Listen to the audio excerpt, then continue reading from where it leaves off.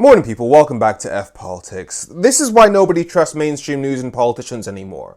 Because even when they're wrong, even when we know they're wrong, even when they know they're wrong, even when they know that we know that they know they're wrong, they still keep pushing out the same bullshit or platforming the same people who've been proven to be historically or catastrophically wrong because it's not about informing us, it's about control. Like after 3 days of controversy where the entire media establishment, as well as Labour, the Conservatives and Reform, all called it anti-Semitic that Birmingham City Council and the West Midlands Police had banned Maccabi Tel Aviv fans from coming from Israel for the Aston Villa match next month. Meanwhile, sensible people were saying no, the reason why they were banned is because they have a history of racist violence, as was seen in Amsterdam, where they were chanting "Death to Arabs." So you had one side of British politics saying they were being banned because they're violent, the other side saying they were being banned because they're Jewish, and last night in Israel, police had to cancel a match in Tel Aviv. Why? Because the Tel Aviv fans were being violent. The only time I've been proven right faster was that time the Adolescents came out and you had Joey Barton complaining that the kid was played by a white actor.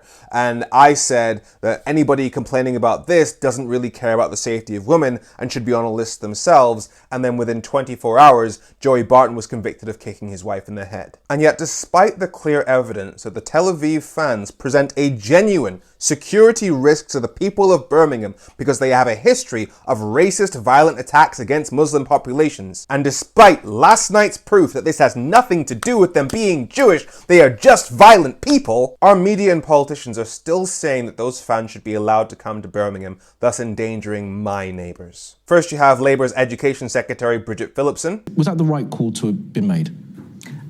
We think it's not the right call that fans were denied the opportunity to attend a game. The Lib Dems' Munira Wilson even explicitly said, yeah, despite the fact that last night Maccabi Tel Aviv fans were violent, I still want them to come here. Clearly, I was concerned to see the footage from Israel from the match that was abandoned yesterday.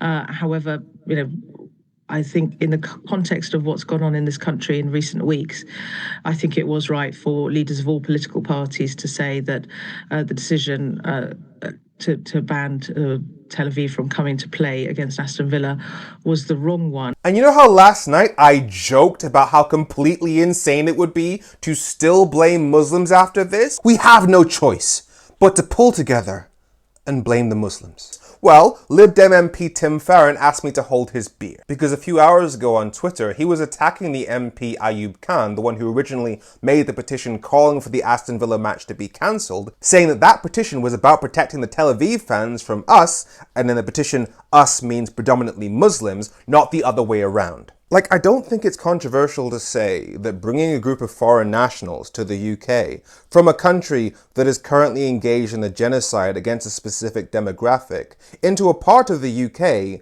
with a lot of that specific demographic, when those specific fans have screamed in a recent match, death to that demographic, I don't think it's a stretch to call that a threat to national security. Yet that threat to our national security has been endorsed and encouraged by our governing party, Labour, by the Conservatives, and by Reform. And here's the thing, I called out that this wouldn't go well for anybody. Like, I pointed out that this is lose-lose for Starmer. Either he's unsuccessful in bringing those fans here, in which case embarrassment for him, or he's successful and there are hate crimes and that's all on him. I did the same thing with Nigel Farage. When he called it anti-Semitic to ban the Tel Aviv fans, I literally told him, I'm saving this one for later when it all goes horribly wrong. And because I work in politics, I have a dark mind. I have to consider the ramifications. It's like with Brexit. Like when we were trying to stop Brexit, we had to think, all right, if we're successful in stopping Brexit, then Brexit will never happen, but that means we never actually win the argument over whether or not Brexit is bad for the UK, because we won't have the proof. But if Brexit does happen, then we get the proof that Brexit is bad for the UK, but at the cost of ruining thousands of people's lives. Similarly with this, in order to be proven right that people like Nigel Farage and Keir Starmer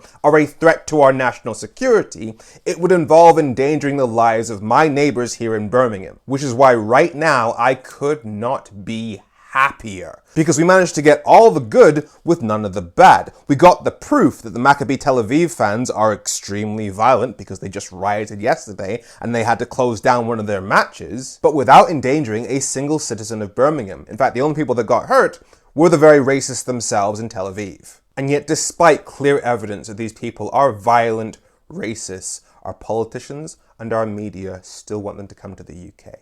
And yet they will tell us that the reason why they're so against the boats and they want to stop the boats is because they care about our national security.